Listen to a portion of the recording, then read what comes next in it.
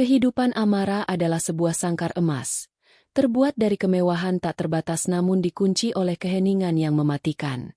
Rumah megah seluas 1.000 meter persegi yang ia tempati selama 8 tahun pernikahan dengan Bima terasa dingin, lebih seperti museum daripada rumah tangga.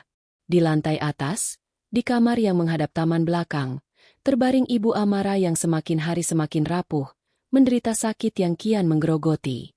Ibu adalah satu-satunya alasan Amara bertahan di tengah pernikahan tanpa cinta dan penghinaan terselubung dari keluarga Bima. Sejak awal, Amara, seorang lulusan cum laude dari universitas biasa, tidak pernah diterima oleh Ibu Bima, sang kepala keluarga yang angkuh dan menganggap dirinya setara bangsawan.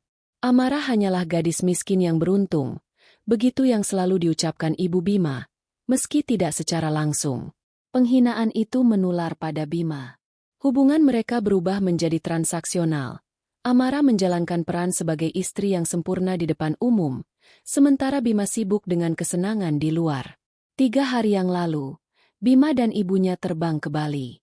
Bima mengatakan itu adalah perjalanan bisnis penting untuk mengakuisisi resor baru. Amara merasa lega. Kepergian mereka selalu membawa kedamaian sementara, memberi Amara waktu untuk fokus merawat ibunya tanpa harus berhadapan dengan tatapan merendahkan sang mertua. Amara sedang menyiapkan bubur untuk ibunya sore itu. Ia memastikan suhu bubur pas, teksturnya lembut, dan porsinya tidak terlalu banyak.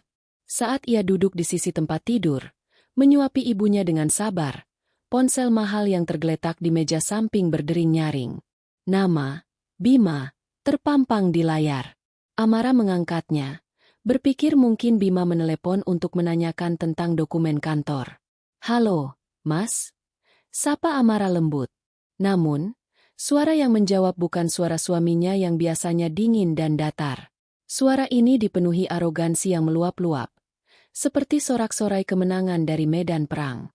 Ada gelak tawa latar yang riuh, suara musik gamelan pelan, dan suara wanita lain yang cekikikan. "Amara."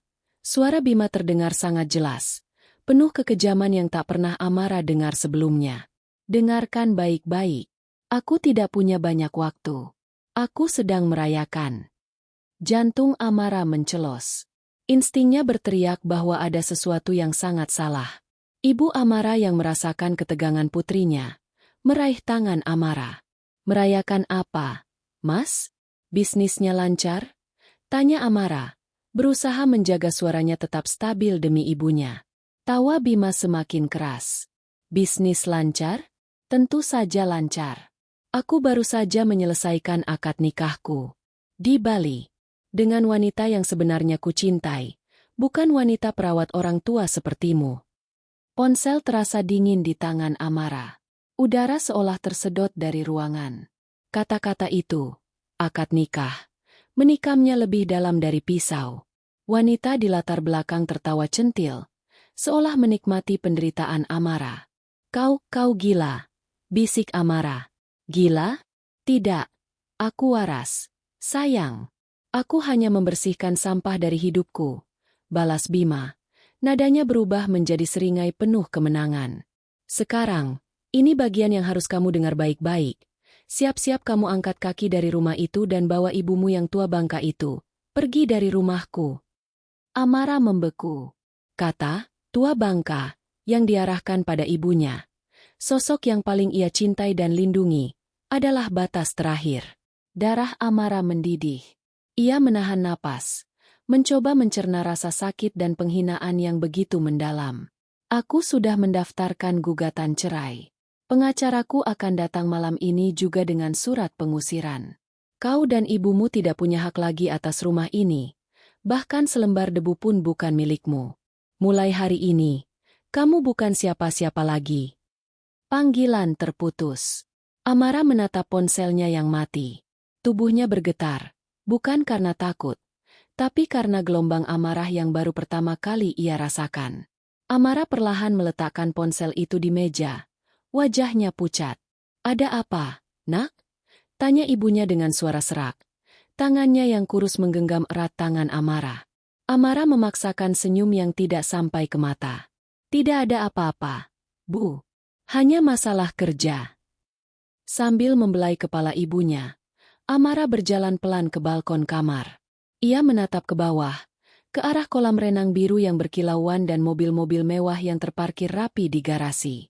8 tahun ia habiskan di sini, mengira ini adalah rumah, padahal hanya kandang yang diisi makanan mewah.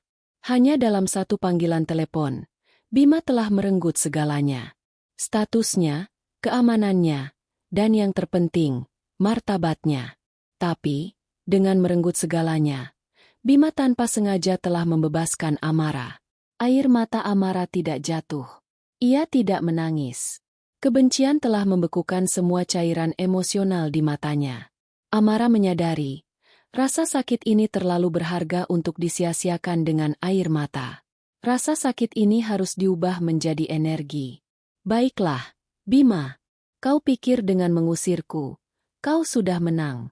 Kau pikir aku adalah wanita yang sama, yang akan menangis dan memohon.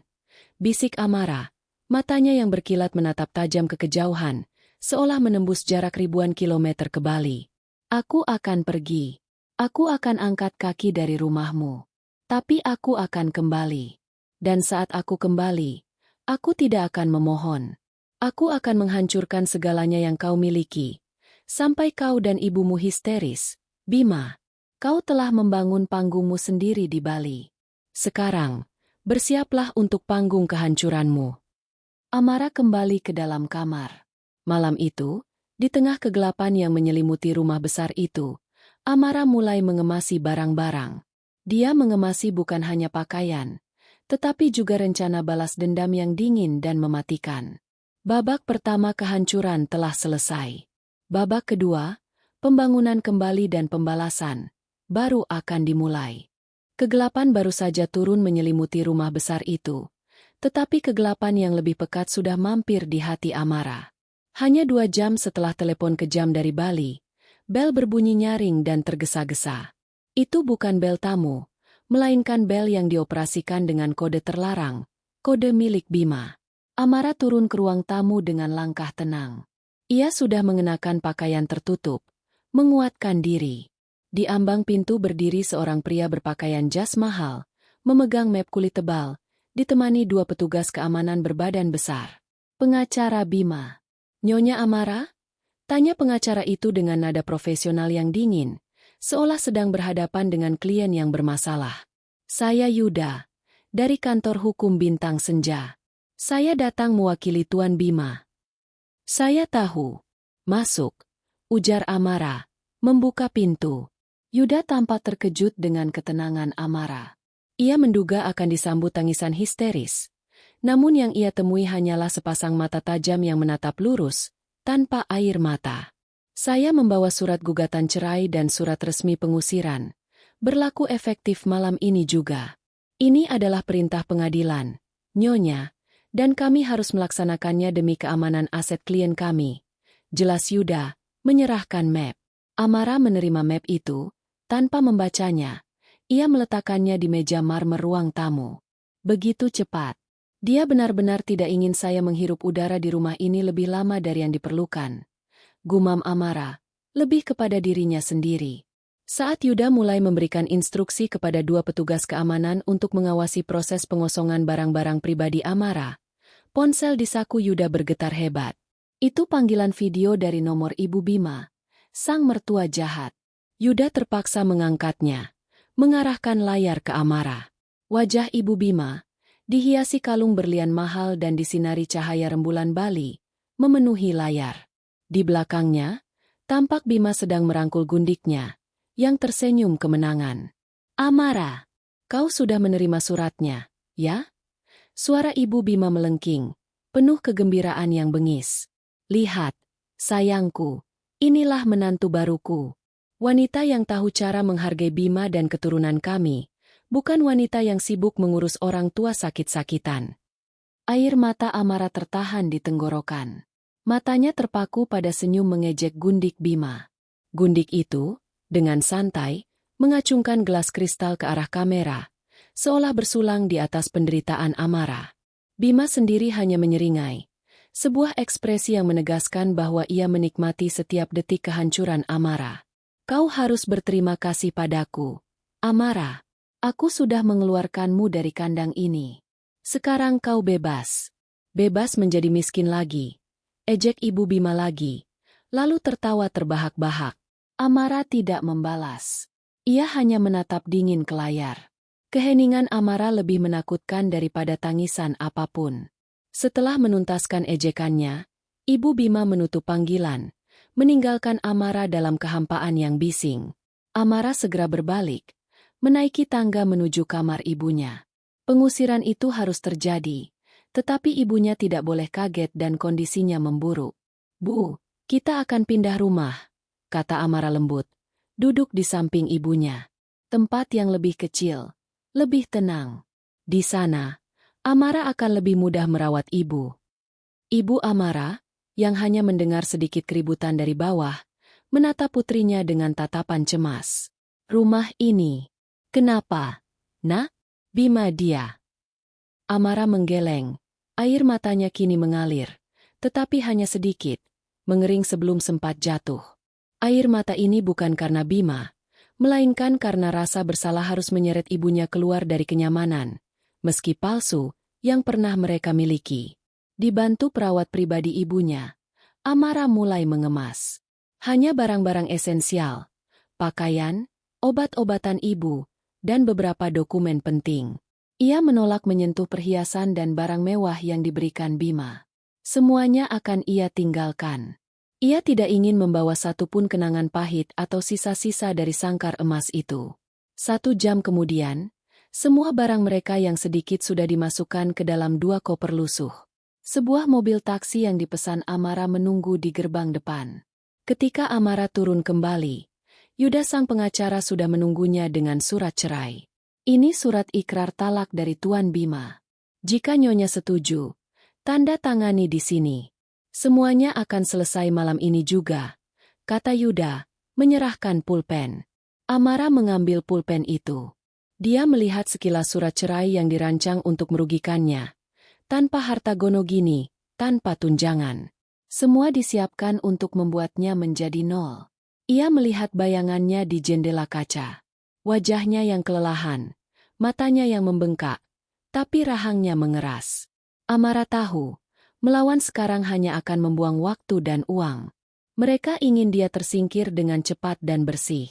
Baik, dia akan memberi mereka apa yang mereka inginkan. Amara membubuhkan tanda tangannya di atas surat cerai. Goresan tinta yang terasa dingin dan final. Selesai. 8 tahun hanyalah selembar kertas yang ditandatangani di malam yang dingin dan memalukan. Saat petugas keamanan membantu mengangkat Ibu Amara ke dalam taksi, Amara berdiri di depan pintu utama. Ia berbalik, menatap rumah yang dulunya ia panggil rumah. Ia melihat Yuda dan 2 petugas keamanan itu dengan pandangan yang membekukan. "Sampaikan pada Tuan Bima," bisik Amara, suaranya pelan tapi tegas, "bahwa saya pergi. Tapi katakan juga bahwa dia membuat kesalahan terbesar dalam hidupnya. Dia tidak mengusir saya. Dia membangunkan seekor naga yang selama ini tidur di dalam sangkar." Amara melangkah masuk ke taksi. Mobil itu perlahan menjauh, meninggalkan rumah megah yang kini tampak seperti monumen pengkhianatan. Di kursi belakang, Amara menggenggam erat tangan ibunya. Tekadnya sekuat baja. Tidak ada lagi wanita lemah yang mengurus rumah tangga. Sekarang, hanya ada seorang wanita yang berjanji untuk kembali, bukan dengan memohon, tetapi dengan membawa kehancuran total.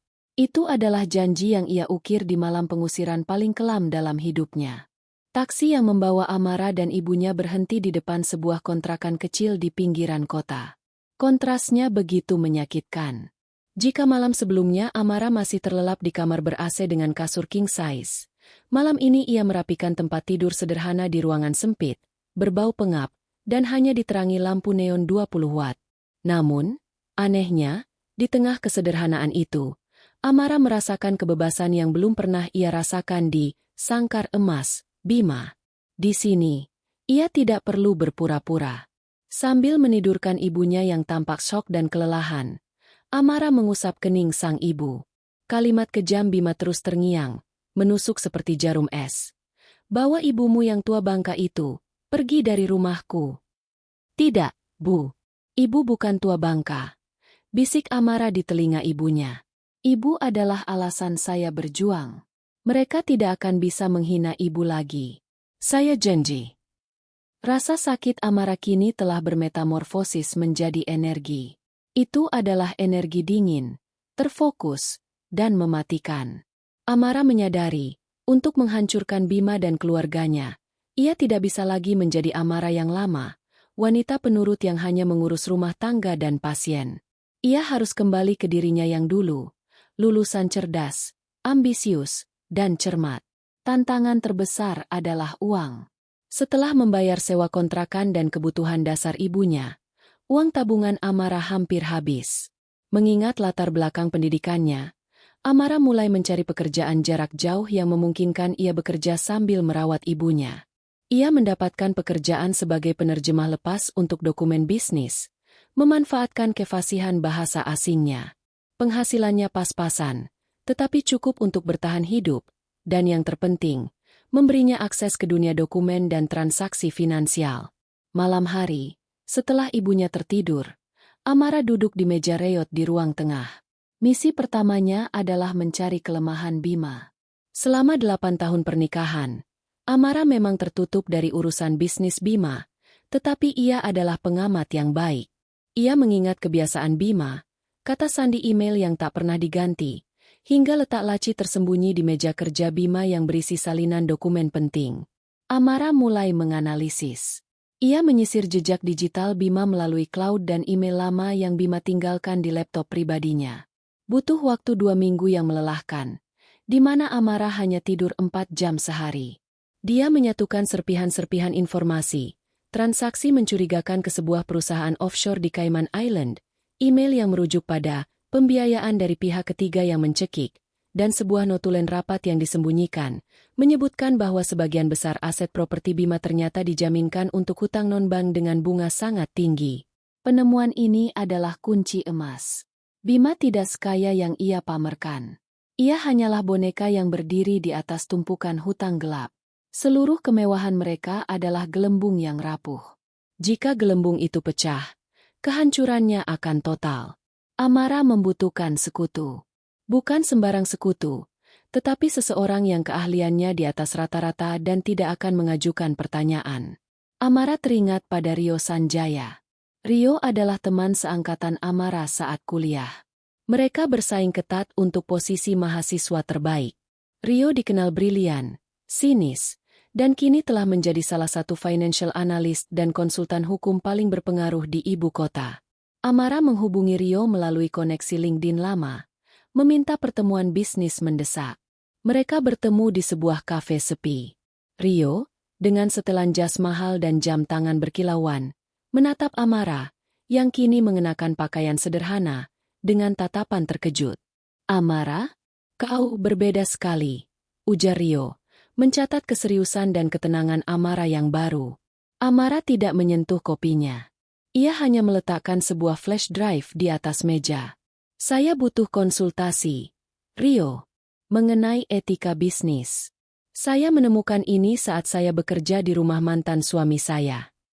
Amara menjelaskan secara singkat, hanya fokus pada data, bukan pada drama pengkhianatan. Ia menunjukkan kepada Rio salinan notulen rapat yang ambigu dan transaksi ke Cayman Island. Rio terdiam. Ia mulai mengklik data di laptopnya. Matanya yang tajam menyisir angka-angka, dan ekspresi sinisnya perlahan menghilang, digantikan oleh ketertarikan profesional. Ini bukan sekadar hutang. Ini manipulasi aset tingkat tinggi. Jika ini terungkap, bukan hanya bangkrut, ini bisa masuk jeruji besi, bisik Rio. Ia menatap Amara. "Kenapa kau tunjukkan ini padaku, Amara? Kau ingin menuntut harta gono gini?" Amara menggeleng pelan. Matanya, yang dulunya penuh kepolosan, kini memancarkan cahaya yang sangat dingin. "Rio, mereka merampas kehormatan dan rumah saya. Mereka menghina ibu saya. Saya tidak ingin uang. Saya ingin keadilan dan kehancuran," kata Amara, nadanya datar, tanpa emosi, membuat janji balas dendam terdengar seperti pernyataan bisnis. Rio tersenyum, senyum yang menunjukkan ia akhirnya menemukan lawan yang sepadan. Amara yang ini jauh lebih berbahaya daripada Amara yang dulu ia kenal. Kau berani, kata Rio. Aku tidak bisa bekerja untuk kehancuran Amara. Tapi aku bisa membantumu mencari keadilan yang sempurna. Aku tertarik. Ini kasus yang bersih. Datanya kuat. Kita mulai dari mana? Kita mulai dari kebohongan mereka di Bali. Saya ingin mereka kembali ke sini, tidak menyadari bahwa tanah di bawah kaki mereka sudah mulai retak, jawab Amara. Malam itu, Amara meninggalkan kafe bukan lagi sebagai wanita yang diusir, tetapi sebagai arsitek kehancuran. Ia telah mendapatkan sekutu dan senjata paling ampuh, pengetahuan tentang kelemahan finansial Bima. Babak persiapan telah selesai. Saatnya mengumpulkan amunisi. 3 bulan berlalu dalam keheningan yang penuh perhitungan. Kontrakan Amara yang semula terasa sempit kini telah bertransformasi menjadi markas rahasia. Sebuah bilik isolasi di mana kemarahan diubah menjadi presisi. Di malam hari, meja reot itu berubah menjadi ruang kontrol yang dipenuhi diagram alir keuangan, kode-kode legal yang rumit, dan skema bisnis Bima yang dipreteli lapis demi lapis. Di sudut ruangan, terbaring ibunya yang perlahan-lahan membaik kondisinya. Kehadiran sang ibu menjadi pengingat abadi dan bahan bakar yang tak pernah habis bagi Amara untuk terus maju. Amara bekerja dengan Rio Sanjaya dalam kemitraan yang aneh tapi efektif. Rio adalah mesin hukum yang brilian, seorang ahli strategi yang dingin, tetapi Amara adalah mata-mata yang sempurna, satu-satunya orang yang memegang kunci untuk membuka pintu rahasia keluarga Bima. Saya butuh akses ke laporan aset tahunan perusahaannya. Amara. Ada transaksi yang terlalu bersih di sini, dan itu selalu berarti ada yang kotor di baliknya. Pinta Rio suatu malam melalui panggilan video terenkripsi, suaranya terdengar jauh dan profesional. Amara merespons dengan tenang, tanpa ada jejak emosi masa lalunya. Bima selalu menyimpan backup data penting di hard drive lama yang disembunyikan di balik rak buku di kantornya. Kata sandinya adalah nama anjing pertama Ibu Bima, diikuti tahun ulang tahunnya. Mereka terlalu percaya diri dan pelit mengganti kebiasaan. Rio menyeringai di seberang layar, menghargai detail kecil yang mematikan tersebut. Kolaborasi mereka adalah perpaduan sempurna antara kecerdasan teknis Rio dan intuisi tajam Amara yang diasah selama 8 tahun hidup dalam kebohongan. Fokus utama mereka adalah membongkar 2 lubang cacing yang ditemukan Amara, hutang non-ban berbunga tinggi dan transfer dana mencurigakan ke Cayman Island. Dengan panduan Rio, Amara menyusun strategi untuk mengakses lebih banyak data tanpa meninggalkan jejak digital apapun.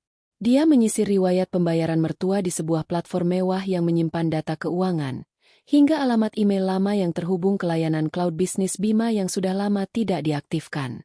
Dan akhirnya, mereka menemukan bom waktu itu. Uang yang ditransfer ke Cayman Island adalah dana tunai yang diinvestasikan dalam skema properti ilegal. Diatur oleh mertua Bima untuk menghindari pajak dan mencuci keuntungan kotor.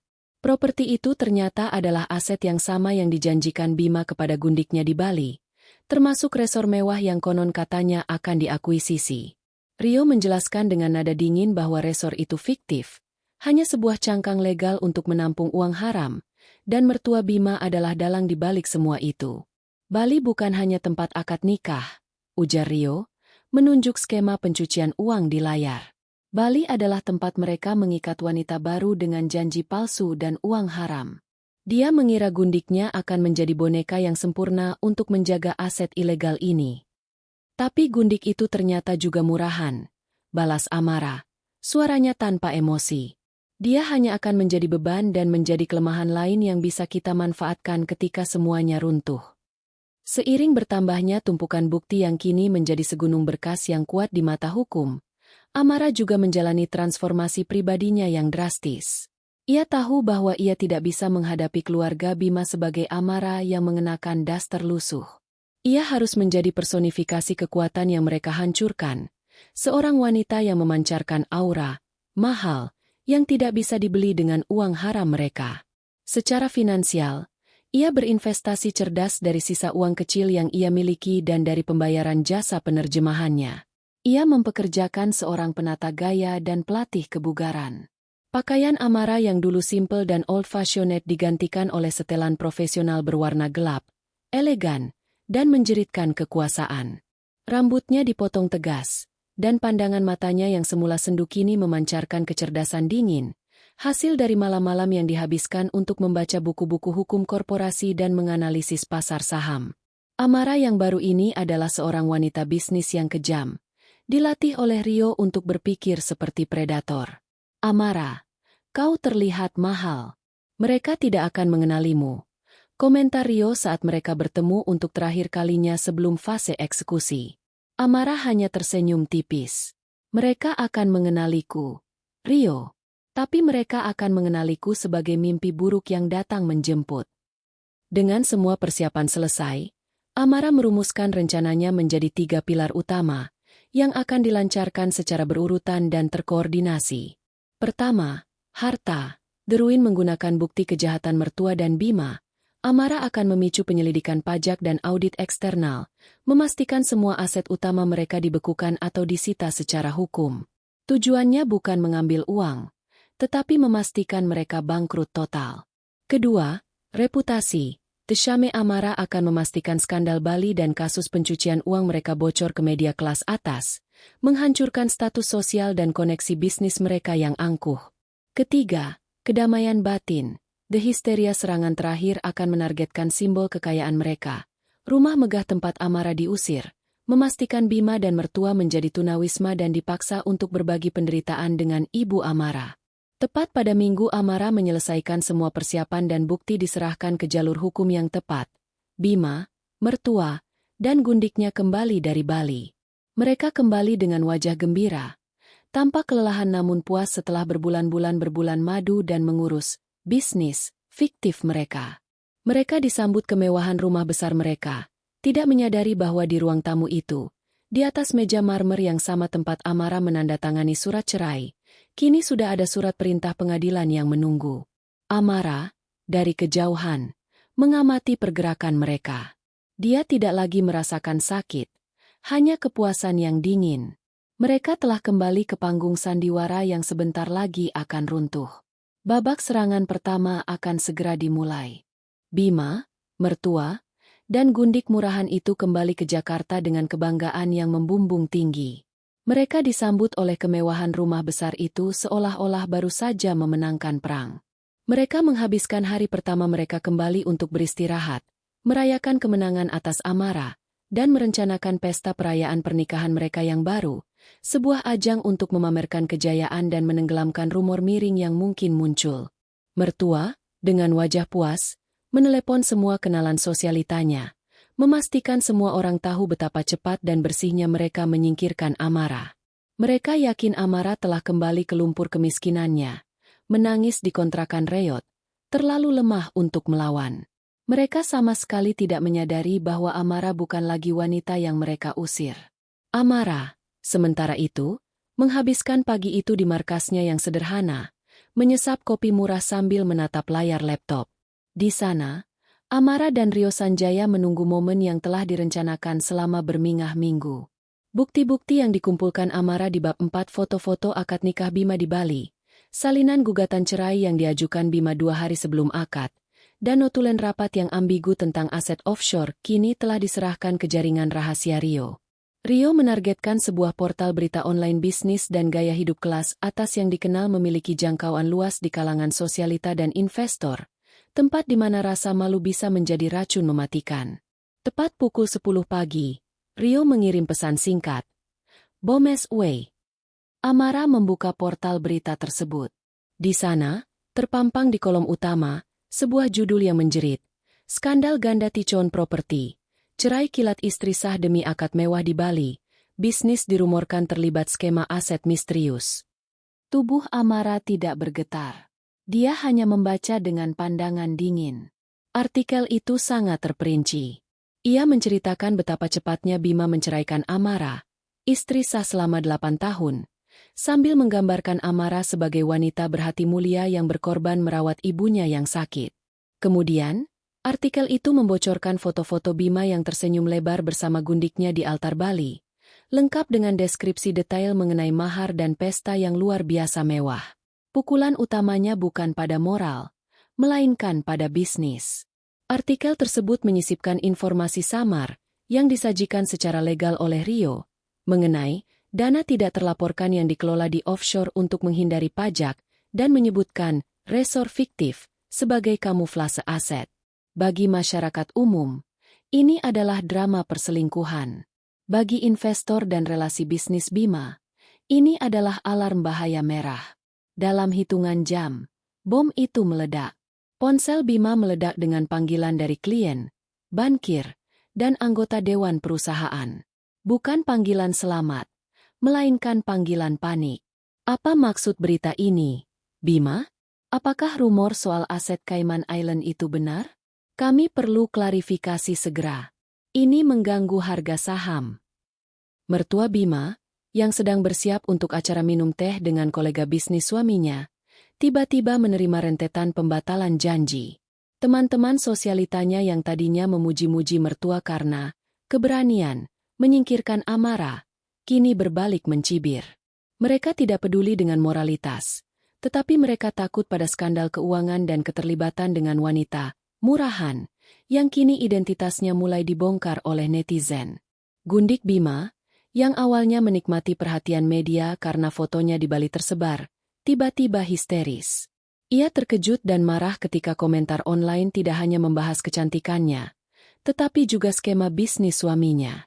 Lebih parah lagi, beberapa komentar menyinggung bahwa resor mewah yang dijanjikan Bima ternyata hanyalah aset fiktif pencucian uang.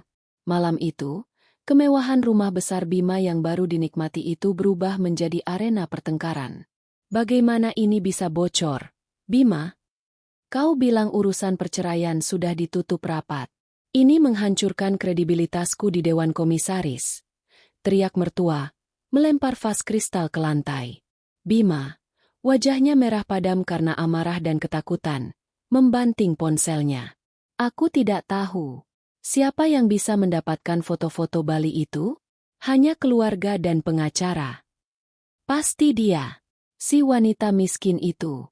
Dia pasti menyewa detektif murahan. Seru mertua, menunjuk ke udara. Tiba-tiba, Gundik Bima, yang sudah terisak di sofa, menyela. Kau bilang resor itu nyata. Kau bilang aku akan punya saham. Ini apa? Pencucian uang? Kau menipu aku, Bima. Diam. Jalang. Kau hanya ingin uang. Seharusnya kau bersyukur aku menikahimu dan memberimu posisi. Balas Bima kasar. Mertua Bima menatap Gundik itu dengan jijik. Lihat, bahkan wanita pilihanmu ini sudah mulai mempermasalahkan uang. Amara tidak pernah berteriak tentang uang. Dia memang murahan, Bima, tapi dia tahu bagaimana diam. Pertengkaran itu memuncak menjadi adu mulut yang brutal, saling menyalahkan dan mengungkap aib masing-masing. Mertua menyalahkan Bima karena terlalu percaya pada pengacaranya. Bima menyalahkan mertua karena selalu terlibat dalam skema ilegal yang berisiko. Gundik itu menyalahkan keduanya karena menghancurkan mimpi kekayaan yang ia idam-idamkan. Kedamaian mereka, yang baru saja mereka raih di Bali, hancur berkeping-keping. Di kontrakan reotnya, Amara membaca ulang berita tersebut. Rio telah melakukan pekerjaan yang sempurna. Skandal ini tidak membunuh, tetapi melumpuhkan. Ia telah meracuni reputasi Bima di mata orang-orang yang paling penting, sumber uangnya. Amara tersenyum tipis, senyum yang sama sekali tidak hangat. Ia telah menghancurkan pilar pertama keangkuhan mereka, reputasi. Ini baru permulaan. Badai finansial yang sebenarnya, yang telah dipersiapkan Amara dan Rio, baru akan datang. Skandal publik yang dilancarkan Amara di bab 5 telah menciptakan kekacauan emosional dan kerusakan reputasi. Tetapi Bima dan mertua masih memiliki satu pilar yang mereka yakini tak tergoyahkan, uang. Mereka mengira skandal itu hanya sekadar gosip yang akan mereda seiring waktu. Mereka salah. Amara dan Rio Sanjaya tidak pernah berencana berhenti pada gosip. Mereka menargetkan akar, yaitu urat nadi finansial keluarga Bima. Pada hari Senin pagi yang sibuk, tepat 1 minggu setelah berita skandal itu meledak, mertua Bima duduk di ruangannya, mencoba mengendalikan kerusakan. Teleponnya terus berdering, tetapi semua panggilan adalah penolakan. Proyek dibatalkan, undangan sosial ditarik, dan yang paling parah, beberapa bank mulai menanyakan tentang likuiditas aset offshore mereka. Tepat pada saat itu, sebuah paket kurir istimewa tiba, ditujukan langsung kepada mertua Bima. Di dalamnya ada sebuah amplop tebal tanpa nama pengirim, hanya bertuliskan, peringatan terakhir. Dengan tangan bergetar, mertua membukanya. Itu adalah salinan resmi dari surat pemberitahuan audit mendalam dari Direktorat Jenderal Pajak, yang dipicu oleh laporan anonim terperinci mengenai anomali pajak korporasi dan transaksi offshore yang tidak sesuai. Selain itu, ada surat panggilan dari Otoritas Jasa Keuangan, OJK, terkait penyalahgunaan dana dan manipulasi investasi. Mertua Bima menjerit. Jeritan itu memekakan telinga Bima yang sedang berbicara dengan pengacaranya di lantai bawah. Bima bergegas naik, mendapati ibunya terperosok di kursi, wajahnya pucat pasi, matanya memancarkan ketakutan yang sesungguhnya. "Ada apa, Bu?" "Apa ini?" tanya Bima panik, mengambil surat-surat itu. Saat ia membaca isinya, wajahnya ikut membeku. Ini bukan gosip. Ini adalah hukum. Ini adalah kehancuran yang nyata. Siapa? Siapa yang bisa mendapatkan data ini, Bima? Hanya kita. Hanya kamu, aku, dan pengacaramu. Teriak mertua Bima. Ini pasti ulah pengacara yang kau pekerjakan. Bima menggeleng. Otaknya bekerja keras. Pengacara Yuda adalah orangnya sendiri. Sangat loyal. Mustil. Dia melihat tanggal audit yang tertera. Laporan ini diajukan sebulan yang lalu, saat ia masih berbulan madu di Bali. Seseorang telah bergerak jauh sebelum skandal itu meledak. Saat mertua dan Bima sibuk menyalahkan satu sama lain dan panik memanggil pengacara, Rio Sanjaya, dari kantornya yang jauh, tersenyum puas. Amara duduk di sampingnya, melihat grafik saham perusahaan Bima yang kini terjun bebas, seperti batu yang dilempar dari tebing. Audit ini hanya permulaan. Amara, jelas Rio. Audit ini memicu bank-bank besar untuk mencabut fasilitas kredit karena risiko hukum yang tinggi. Aku juga mengirimkan bukti hutang non-bank berbunga tinggi itu kepada para kreditur. Mereka akan menuntut pelunasan segera karena Bima telah melanggar perjanjian kredit bank utama. Ini adalah efek domino yang sempurna. Kerugian finansial yang diatur Amara dan Rio bukanlah sekadar menuntut pembagian harta, melainkan menarik seluruh karpet aset dari bawah kaki mereka. Reaksi berantai dimulai. Pembekuan aset. Pemerintah menyita sementara rekening perusahaan untuk penyelidikan.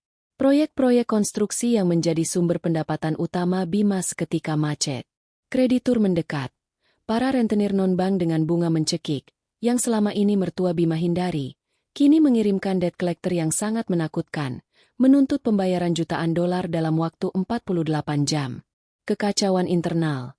Gundik Bima, yang hanya tertarik pada uang, kini benar-benar histeris. Ia menyadari kemewahan suaminya hanyalah ilusi. Ia mendesak Bima untuk menjual perhiasan dan mobil mewah untuk menutupi hutang, yang malah memicu pertengkaran baru dengan mertua Bima, yang menganggap perhiasannya adalah simbol status yang tak ternilai. Lihatlah, Bima. Kau memilih wanita murahan ini daripada Amara yang pendiam. Amara tidak pernah meminta berlian. Wanita ini hanya memikirkan bagaimana cara kabur dengan harta kita. Teriak mertua Bima. Bima, yang terperangkap di antara tekanan hukum dan tekanan rumah tangga, mulai kehilangan kendali. Dia memukul meja, berteriak bahwa ini semua adalah konspirasi, dan dia akan menemukan siapapun yang bertanggung jawab. Ia mengirimkan petugas keamanan pribadinya untuk menyelidiki Amara, tetapi Rio sudah mengantisipasinya. Amara dan ibunya sudah dipindahkan ke tempat tinggal yang lebih aman dan tersembunyi. Malam itu, Bima mencoba meyakinkan gundiknya bahwa ia akan mengatasi krisis ini. Namun, gundik itu, yang kini mengetahui Bima adalah penipu yang penuh hutang, mulai menjauh.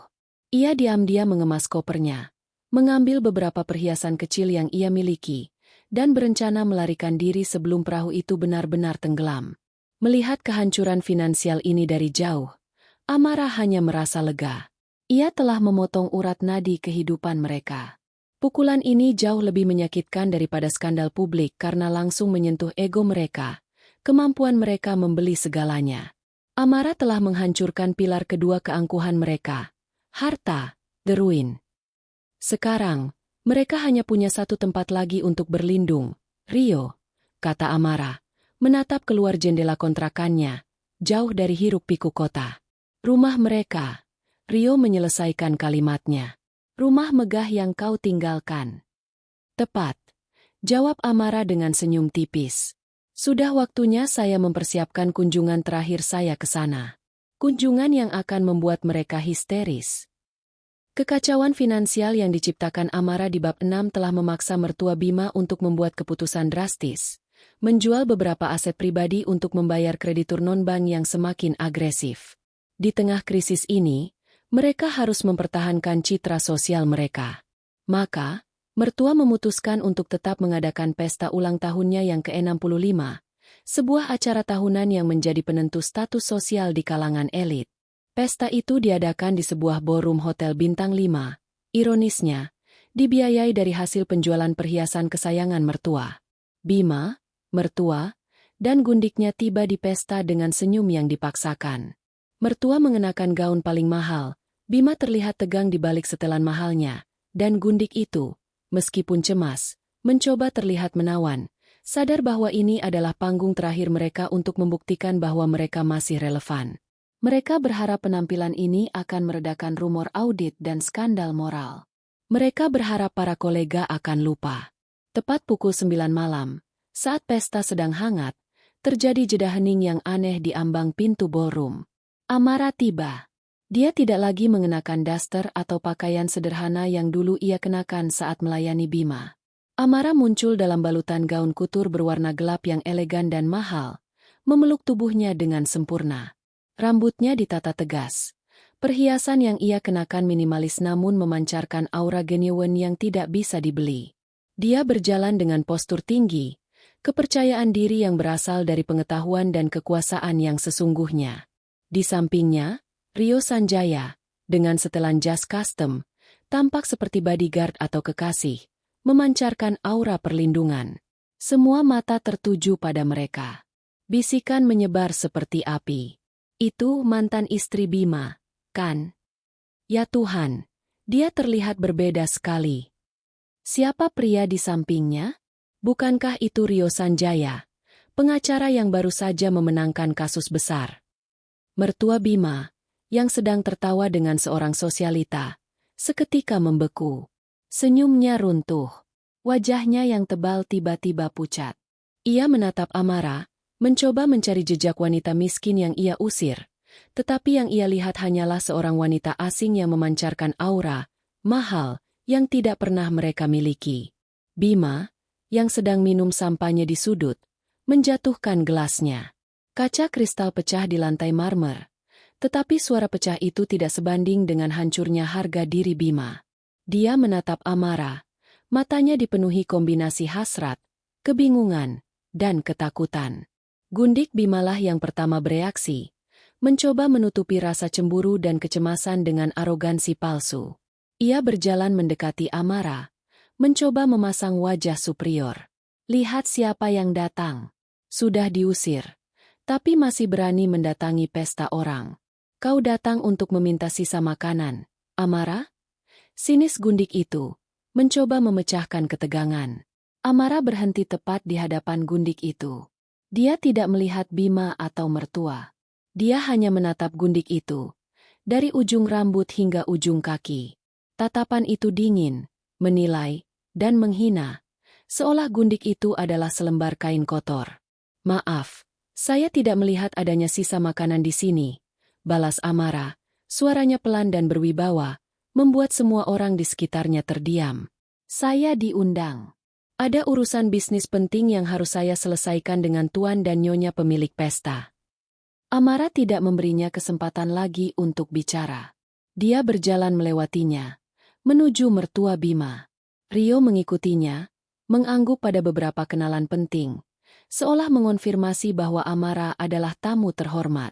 Mertua Bima, yang kini dikelilingi oleh tatapan ingin tahu dari para tamu, mencoba memaksakan senyum lagi. Apa maksudmu, Amara? Kau tidak diundang. Siapa yang mengundangmu ke sini? Mertua Bima berbisik tajam, takut didengar tamu lain. Amara tersenyum, senyum yang sama sekali tidak hangat. Pihak hotel, Tante. Rio adalah konsultan hukum untuk pemilik properti hotel ini, dan saya adalah investor yang sedang menjajaki kemungkinan mengambil alih. Kami perlu bertemu di tempat netral, dan kebetulan pesta Anda adalah tempat yang sempurna.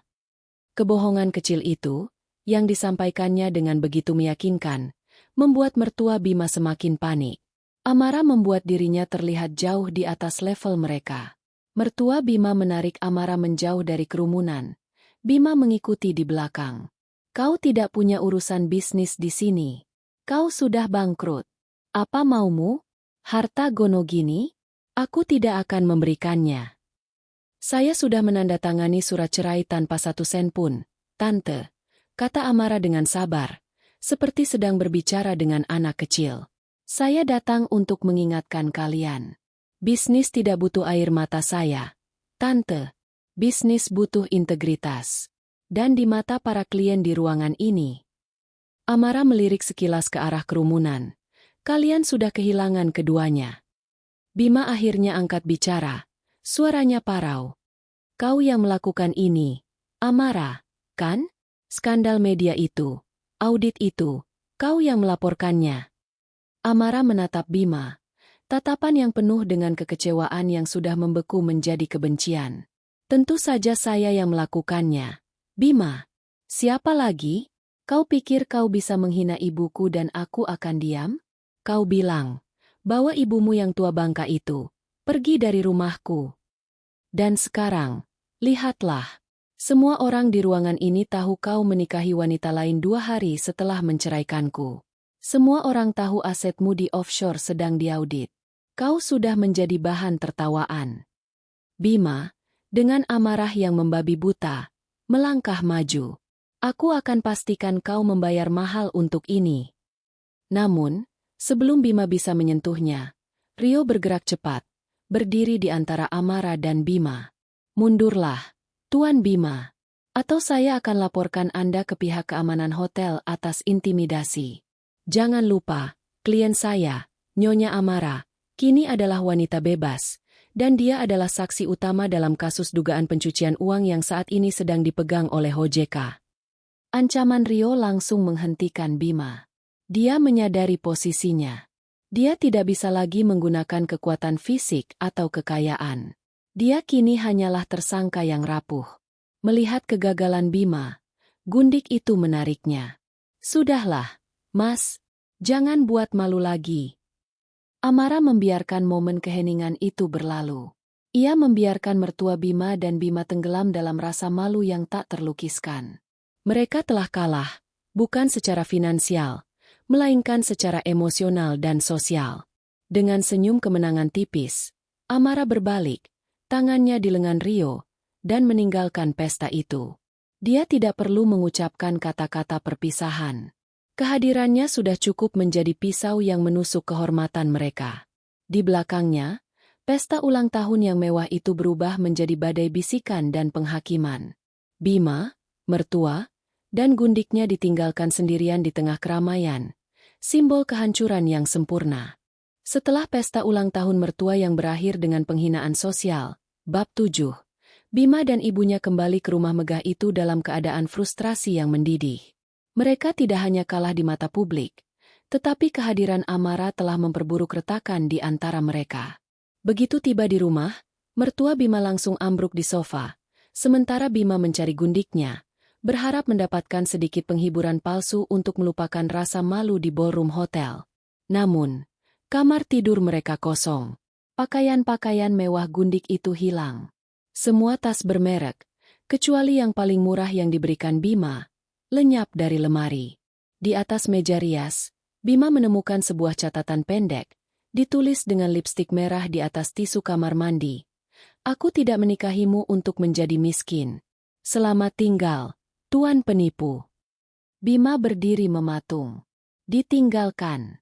Di tengah kehancuran finansial dan reputasi, wanita yang baru saja ia nikahi di Bali, wanita yang ia pilih di atas Amara, telah melarikan diri, mengambil sisa-sisa harta yang ia bisa bawa. Bima merasakan penghinaan yang membakar, jauh lebih pedih daripada kegagalan bisnis. Ia telah dicampakkan oleh wanita yang murahan dan materialistis, hanya karena ia tak lagi memiliki uang. Jeritan kemarahan Bima menarik perhatian mertua. "Ada apa? Kenapa kau berteriak di rumah kita sendiri?" "Dia pergi, Bu. Si Jalang itu pergi. Dia mencampakkanku karena aku tidak bisa lagi membelikannya berlian," raung Bima, menendang lemari hingga penyok. Mertua Bima menatap kamar yang kosong itu. Di tengah kehancuran, ia merasakan kebencian yang mendalam. "Lihat, itu yang kau dapatkan karena memilih wanita yang tidak punya martabat. Wanita yang tak tahu bagaimana diam." Amara jauh lebih baik. Setidaknya dia jujur dengan kemiskinannya. Mereka menghabiskan sisa malam itu dengan saling menyalahkan atas kegagalan memilih pasangan. Namun, mereka tidak menyadari bahwa pengkhianatan Gundik hanyalah pembuka tirai untuk panggung utama kehancuran yang telah disiapkan Amara. Keesokan harinya, tepat pukul 10 pagi, ketika Bima dan mertua sedang mencoba menghubungi pengacara baru mereka untuk mengatasi masalah OJK dan DJP, suara keras terdengar dari luar gerbang. Rombongan datang, jurusita, petugas penyitaan, dari pengadilan negeri, didampingi oleh beberapa pria berbadan besar berpakaian serba hitam, debt collector dari kreditur non-bank berbunga tinggi yang Amara singkap. Jurusita membawa surat perintah resmi pengadilan. Ini adalah pukulan pamungkas dari Amara.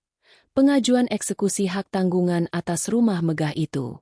Amara dan Rio telah memastikan bahwa kreditur non-bank yang bunga hutangnya mencekik, dan mertua Bima coba hindari, kini mendapatkan prioritas untuk eksekusi aset, dengan alasan bahwa Bima dan mertua telah melanggar semua perjanjian kredit utama.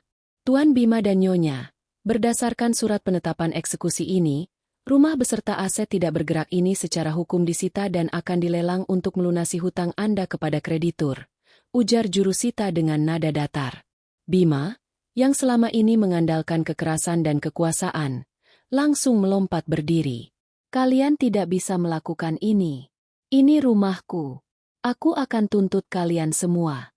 Keluar dari sini." Mertua Bima, dengan sisa-sisa keangkuhannya, menghampiri jurusita. "Kau tahu siapa kami?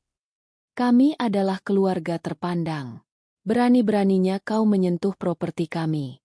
Pergi, atau aku akan telepon komandan polisi." Namun, ancaman mereka tidak mempan. Mereka tidak lagi memiliki kekuasaan, hanya hutang. Para debt collector yang tidak memiliki belas kasihan, didukung oleh kekuatan hukum, mulai masuk. Mereka menutup akses listrik, menempelkan stiker penyitaan di gerbang, dan membawa keluar barang-barang mewah satu persatu, semua barang yang merupakan simbol kehinaan bagi Amara. Bima mencoba melawan, bergelut dengan petugas keamanan dan debt collector. Ia ditarik keluar dengan kasar, jatuh di rumput halaman depan yang terawat sempurna.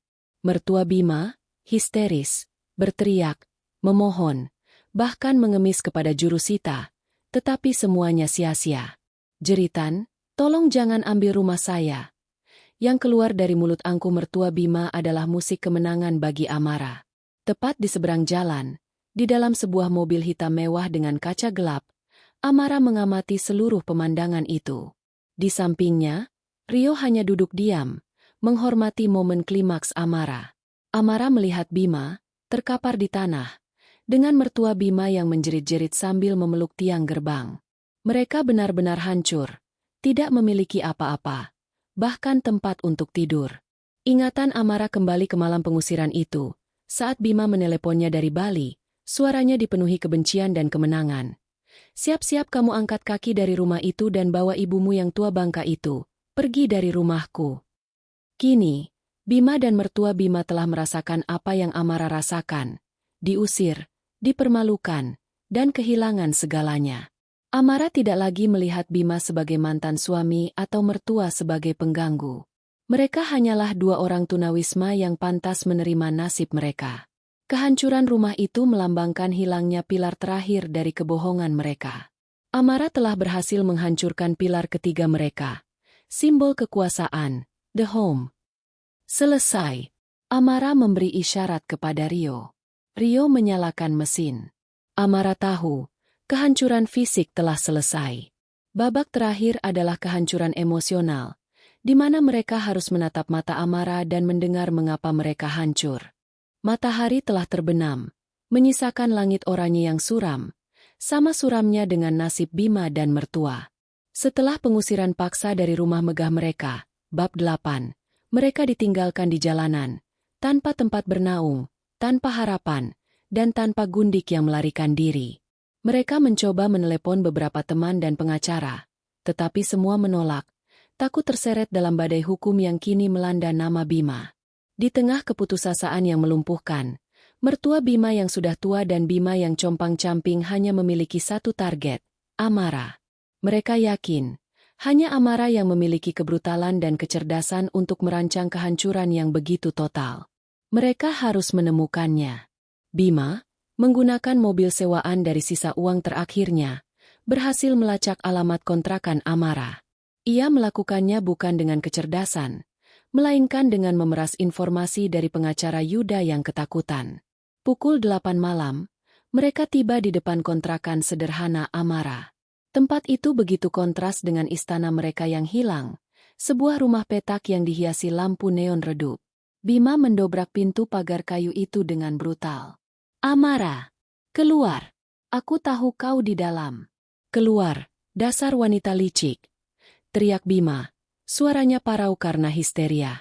Mertua Bima, yang kini tampak jauh lebih tua dan rapuh tanpa perhiasan dan kemewahannya, berdiri di belakang Bima, terengah-engah. Kembalikan rumah kami. Kau tidak bisa mengambil segalanya. Kau harus membayar untuk ini. Amara keluar dari pintu, ditemani Rio Sanjaya yang berdiri diam di belakangnya, seperti penjaga pintu neraka. Amara mengenakan gaun rumah yang sederhana, tetapi sikapnya tegak, matanya tenang. Di balik punggung Amara, Ibu Amara, yang kini sudah cukup kuat untuk duduk di kursi, menyaksikan dari balik jendela, tangannya menggenggam tasbih. Tolong jangan berteriak di lingkungan ini, Bima, kata Amara, suaranya pelan dan mengancam. Ibuku sedang beristirahat. Bima melangkah maju, tangannya terangkat hendak mencengkeram. Kau yang melakukannya. Kau yang membocorkan semua rahasia. Kau yang menghancurkan hidupku. Aku akan. Kau tidak akan melakukan apa-apa, potong Amara. Tatapannya membekukan Bima di tempat. Kau datang ke sini menuntut penjelasan? Baiklah, aku akan memberikannya. Amara melipat tangannya di dada, memulai monolognya yang dingin, setiap kata seperti palu yang memecah ego mereka. Kau dan ibumu telah mengajarkanku satu hal, Bima, bahwa kekayaan hanyalah ilusi. Kebohongan yang kau bangun harus didukung oleh 3 pilar, reputasi, harta, dan rumah. Dengarkan baik-baik. 8 tahun lalu, kau mengambil nyali dan ambisiku. Kau menjadikanku perawat ibumu. Kau menjadikanku perhiasan diam di rumah ini. Ketika kau dan ibumu mengusirku, kau pikir aku akan menangis dan memohon, karena aku miskin. Amara mendekat selangkah, menatap langsung ke mata Bima yang kini dipenuhi air mata amarah. Tapi kau memberiku hadiah terindah. Kebencian. Kebencian yang membuatku kembali. Dan kau meninggalkan cetak biru kehancuranmu sendiri. Amara menoleh ke mertua Bima. Pertama, reputasi. Kau bilang aku adalah wanita murahan, tante. Tapi kau menikahinya 2 hari setelah menceraikanku di Bali. Aku hanya perlu memastikan semua orang penting di pesta ulang tahunmu. Bab 7. Tahu bahwa suamimu adalah penipu moral. Pilar pertama hancur. Mertua Bima terhuyung, tidak bisa berkata-kata. Wajahnya menunjukkan kengerian. Kedua, harta, lanjut Amara, menatap Bima. Kau terlalu percaya diri dengan skema pencucian uang dan hutang non-bank berbunga tinggi. Bab 6. Kau pikir aku tidak tahu kata sandimu? Aku tahu di mana kau menyembunyikan laporan audit yang disembunyikan ibumu. Aku mengirimkannya ke OJK dan DJP sebelum kau kembali dari bulan madu. Aku tidak butuh uangmu, Bima. Aku hanya perlu memastikan kau tidak punya uang lagi. Pilar kedua hancur. Amara kini berdiri tegak di depan pintu rumahnya yang sederhana, membiarkan cahaya redup menyinari wajahnya. Dan yang terakhir, rumah, bisik Amara, sebuah senyum tipis, dingin, terukir di bibirnya. Rumah megah yang kau anggap sebagai simbol kejayaanmu. Bab 8. Rumah itu direbut karena hutang, bukan olehku, tetapi oleh kreditur yang aku panggil. Aku memastikan kalian diusir, dipermalukan, dan kehilangan tempat berlindung. Sama seperti kau mengusirku. Amara mendekatkan wajahnya ke Bima. Kau ingat apa yang kau katakan padaku, Bima? Tepat di telepon dari Bali? Kau bilang, siap-siap kamu angkat kaki dari rumah itu dan bawa ibumu yang tua bangka itu pergi dari rumahku. Nah, sekarang, Bima, kata Amara, nadanya kini final. Kau sudah angkat kaki dari rumahmu. Dan ibumu, yang kau hina sebagai tua bangka, sekarang menjadi tunawisma bersamamu. Bima ambruk. Ia tidak bisa lagi menahan beban kegagalan dan penyesalan. Ia mulai menangis, bukan tangisan kesedihan, melainkan tangisan histeria yang dipenuhi penyesalan. Amara, Amara, tolong, aku mohon, aku bisa memperbaikinya. Aku akan menceraikan wanita itu. Aku akan memberikanmu semua yang kau mau. Kembalikan semuanya. Mertua Bima, yang selama ini angkuh, kini benar-benar kehilangan akal. Ia menjerit, histeris, menendang-nendang debu di halaman, menyalahkan Bima, menyalahkan Gundik, dan memaki nasib. Dia menyadari, kehancuran ini tidak bisa diperbaiki. Rio Sanjaya hanya melihat Bima dan mertua dengan tatapan jijik, mengagumi betapa bersihnya Amara menyelesaikan balas dendamnya. Amara menatap mereka, tidak ada rasa kemenangan yang meluap, hanya kedamaian yang dingin. Ia telah mendapatkan kembali keadilan. Ia memanggil Rio dan memberinya instruksi terakhir. Rio, berikan mereka kartu nama pengacara khusus yang menangani kasus kebangkrutan. Itu adalah bantuan terakhirku untuk mereka, kata Amara. Rio mengangguk, melemparkan kartu nama itu ke tanah di antara mertua dan Bima. Amara berbalik, masuk ke dalam rumah. Dia menutup pintu, mengunci dirinya dari histeria di luar, dan berjalan ke kamar ibunya. Ibunya tersenyum. Itu adalah senyum pertama yang tulus sejak malam pengusiran. Bab 2. Amara memeluk ibunya erat-erat, mengetahui bahwa misi telah selesai. Kebencian telah diubah menjadi keadilan yang sempurna. Di luar, teriakan Bima dan mertua semakin keras. Lambat laun berubah menjadi isak tangis putus asa. Amara membiarkan mereka di sana, tenggelam dalam kehancuran emosional mereka sendiri. 6 bulan telah berlalu sejak malam histeria. Bab 9. Di mana Bima dan mertua Bima ditinggalkan dalam keputusasaan total di depan pintu kontrakan Amara. Amara tidak lagi tinggal di kontrakan sederhana itu. Bersama Rio Sanjaya, ia mendirikan perusahaan konsultan risiko dan audit aset yang berbasis pada keahlian mereka. Rio sebagai ahli hukum korporasi, dan Amara sebagai ahli investigasi keuangan yang memiliki intuisi tajam. Dengan reputasi Rio dan kasus Bima sebagai studi kasus rahasia yang berhasil, perusahaan mereka dengan cepat berkembang pesat, menarik klien-klien besar yang membutuhkan keamanan aset dari skema-skema gelap. Amara bekerja keras, tetapi kali ini, ia bekerja untuk dirinya sendiri, dengan integritas yang tinggi. Kondisi ibu Amara juga pulih drastis. Setelah mendapatkan perawatan terbaik dan, yang terpenting, ketenangan batin, Ibu Amara kini bisa berjalan tanpa bantuan dan menghabiskan hari-harinya di taman yang indah di rumah baru Amara yang jauh lebih kecil dari istana Bima, tetapi penuh dengan kehangatan. Senyum ibunya kini tulus, bebas dari rasa takut dan penghinaan. Pada suatu sore, Amara duduk di meja kerjanya yang baru, sebuah meja kayu jati solid dengan pemandangan kota. Di depannya, tergeletak berita terbaru dari media bisnis. Mantan ticon properti Bima, dituntut kasus penggelapan pajak, mertua ikut terlibat. Artikel itu merinci bagaimana Bima dan ibunya, setelah kehilangan rumah dan aset mereka, gagal menyelesaikan masalah hukum yang ditimbulkan oleh audit OJK dan DJP. Kartu nama pengacara kebangkrutan yang diberikan Amara melalui Rio, ironisnya, hanya bisa meringankan proses hukuman, bukan mencegahnya. Mereka kini hidup dalam kesulitan. Dihadapkan pada tuntutan hukum, hutang yang menumpuk, dan pengasingan sosial. Gundik Bima, setelah menyadari kehancuran total Bima, telah melarikan diri ke luar negeri dengan sedikit sisa uang yang berhasil ia curi. Amara menutup koran itu. Tidak ada lonjakan kegembiraan. Tidak ada sorak-sorai kemenangan. Hanya rasa lega yang dalam, seperti badai yang telah berlalu. Rio masuk ke ruangan Amara, membawa 2 gelas sampanye. Kabar baik. Kontrak klien baru sudah ditandatangani. Kita resmi menjadi pemain besar, Amara. Mereka bersulang. Setelah menyesap sampanye, Rio menatap Amara. Kau tidak terlihat merayakan kehancuran mereka, Amara.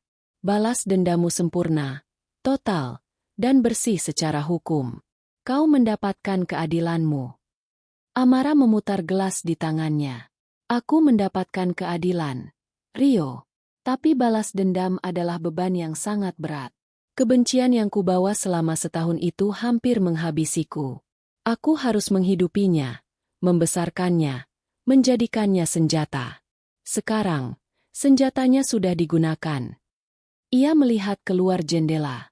Yang kurasakan sekarang bukan euforia, Rio. Ini adalah kebebasan. Kebebasan dari rasa sakit mereka.